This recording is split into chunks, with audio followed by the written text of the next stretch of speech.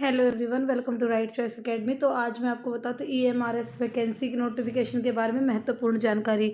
तो सबसे पहले मैं जो कैंडिडेट्स हैं उनको यही नहीं पता कि ईएमआरएस का मतलब क्या है, यानी कि कौन से ये स्कूल होते हैं। यानी कि होते हैं एकलव्य मॉडल रेजिडेंटल स्कूल, ई से एकलव्य, एम से मॉडल और आर से रेजिडेंटल, एस से स्कूल। तो अब इनके बारे में पूरी एक एक क्वेश्चन मैं आपको खोल के बता रही हूँ कि नोटिफिकेशन में क्या है क्या नहीं है और कौन कौन सी वैकेंसी कैसे आप फिल कर सकते हो। तो बने रहिए हमारे साथ।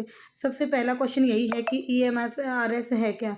तो इसका पूर्ण रूप है एकलव्य मॉडल रेजिडेंशियल स्कूल है। ये विद्यालय कक्षा 6 से शुरू होते हैं और प्राथमिक शिक्षक की पोस्ट यहाँ नहीं होती है। भारत सरकार के जनजातीय मंत्रालय, मोस्ट इंपॉर्टेंट चीज़ यहाँ पर जनजातीय मंत्रालय के अंतर्गत आते हैं। आप लोग यहाँ शिक्षक बन सकते हैं। अब दूसरा सबसे बड़ा क्वेश्चन ये है कि जो होती है ईएमआरएस जो स्कूल्स हैं, इनमें जो टीचर लगते हैं क्या वो गवर्नमेंट के अंडर होते हैं। तो देखिए, जब यहाँ पर कहा गया है जनजातीय मंत्रालय के अंतर्गत आते हैं, ठीक है, जनजातीय मंत्रालय के अंतर्गत आते हैं, तो ये बिल्कुल गवर्नमेंट जॉब है। और सभी ये जैसे नवोदय विद्यालय होते हैं ना, 6ठी से 10वीं तक के, 12वीं तक के, तो ये ऐसे ही होते हैं, ठीक उसी तरह के। नवोदय विद्यालय सब जगह मिल जाते हैं, यानी कि ये जवाहर नवोदय विद्यालय होते हैं जो हर स्टेट में एक स्कूल जरूर होता है। लेकिन ये सिर्फ जनजाति है, जहाँ पर मतलब आप समझ सकते हो जनजाति कहाँ पे पाई जाती हैं। तो ये दिल्ली में ऐसा कोई नहीं है, हरियाणा में ऐसा कोई नहीं है, राजस्थान के भी कोई दक्षिणी भाग में पड़ते हैं। तो इस तरह से जहाँ जहाँ जनजातियाँ होती हैं उन बच्चों के मतलब उद्धार के लिए, उनको अच्छी क्वालिटी एजुकेशन देने के लिए ये स्कूल खोले गए हैं और ये पूरी तरह से गवर्नमेंट जॉब है। तो कौन आवेदन कर सकता है? कोई भी भारतीय नागरिक आवेदन कर सकता है जो किसी भी राज्य का हो। अगर आपके राज्य में ईएमआरएस विद्यालय नहीं है तो भी आप आवेदन कर सकते हैं। तो ये एनवीएस की तरह वैकेंसी जो मैंने बता ही दिया था। एग्जाम पैटर्न भी लगभग सेम ही होता है।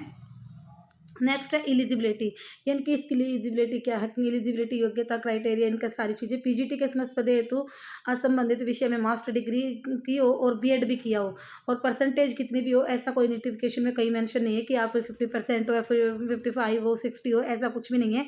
आपकी मास्टर डिग्री कंप्लीट होनी चाहिए और साथ में आपकी बीएड होनी चाहिए। और तो आप इसके लिए एलिजिबल हो, पीजीटी के जो पोस्ट आई हैं उनके लिए। तो पीजीटी कंप्यूटर साइंस है तो बीएड जरूरी नहीं है। इसके अलावा सभी क्षेत्रीय भाषाओं में पीजीटी संस्कृत की भी पोस्ट है, ठीक है। तो ये आपको समझ में आ रहे होंगे। और ये जेएसए और लैब अटेंडेंट की भी पोस्ट है। कॉमर्स वाले अकाउंटेंट की पोस्ट हेतु आवेदन कर सकते हैं। आप एक से ज़्यादा पोस्ट हेतु भी आवेदन कर सकते हैं, लेकिन पीजीटी में सिर्फ आप एक ही सब्जेक्ट भर सकते हैं। ये नहीं कि अगर आपने डबल एमए किया हुआ है, हिस्ट्री भी कर लिया है, मैं इंग्लिश से भी कर रखा है, तो आप दोनों नहीं भर सकते। हिस्ट्री और एमए इंग्लिश आपने कर रखी है तो आप सिर्फ एक ही सब्जेक्ट से भर सकते हो, दोनों से नहीं। ये बात आपकी समझ में आ गई होगी। नेक्स्ट जो है, अगर आप एक से ज़्यादा पोस्ट पर आवेदन कर रहे हैं तो फीस भी दोनों की अलग अलग देनी होगी। ये तो खैर सब जगह होता ही है। यानी कि पोस्ट आप अलग कर सकते हो, यानी कि कंप्यूटर साइंस की आप ले सकते हो तो आप एक पीजीटी सब्जेक्ट की ले सकते हो, या एक जैसे प्रिंसिपल की आई हुई है उनके अकॉर्डिंग आप उसमें और पीजीटी में तो भर सकते हो। अब परीक्षा कैसे होगी? परीक्षा ऑफलाइन होगी, मतलब ओएमआर सीट पर एग्जाम देना होगा। जैसे एचएसएससी ने टीजीटी स्क्रीनिंग के लिए थे, एचएसएससी ने जो अभी अभी टीजीटी के स्क्रीनिंग के एग्जाम हुए हैं वो ओएमआर सीट के लिए सेम ऐसे ही होगा। और पीजीटी में सबसे महत्वपूर्ण बात है कि इंटरव्यू नहीं होगा, सिर्फ रिटन एग्जाम के आधार पर ही आपका सिलेक्शन किया जाएगा, यानी कि उसके आधार पर ही मेरिट बनेगी, फाइनल सिलेक्शन होगा। तो पीजीटी में इंटरव्यू नहीं है, मोस्ट इंपॉर्टेंट ये यहाँ पे है। इंटरव्यू सिर्फ प्रिंसिपल पोस्ट के लिए है, बस skill test non teaching post हेतु है। स्किल टेस्ट जो होंगे आपके टाइपिंग वगैरह है जो भी हैं, तो वो आपके नॉन टीचिंग पोस्ट के लिए। प्रिंसिपल की पोस्ट के लिए आपको ये समझना है कि जो प्रिंसिपल की पोस्ट है उसके लिए रिटन भी है प्लस इंटरव्यू भी है, यानी कि रिटन और इंटरव्यू दोनों प्रिंसिपल की पोस्ट के लिए हैं। पीजीटी में ऐसा नहीं है। आयु सीमा की अगर बात करें, सबसे ज़्यादा महत्वपूर्ण तो यही होता है कि एज क्या पीजीटी के लिए 40 साल है। सभी महिलाओं को 10 साल की छूट है, यानी कि 40 में आप 10 ऐड कर दो तो जो फीमेल है वो 50 तक की एज के लिए भी फॉर्म फिल कर सकती हैं। नॉन टीचिंग कैटेगरी हेतु क्राइटेरिया कुछ इनका अलग हो सकता है।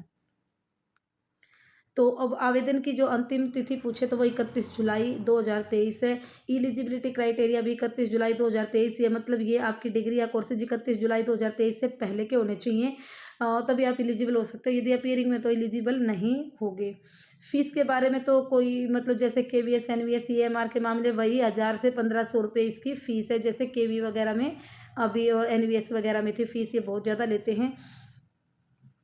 सबसे महत्वपूर्ण जो एसटी और एससी हैं उनके लिए कोई फ़ीस नहीं है। कुछ लोगों की शिकायत है कि एमआरएस ने पिछली बार वैकेंसी कैंसिल कर दी, फ़ीस नहीं लौटाई, तो इसके बारे में तो अब क्या कह सकते हैं।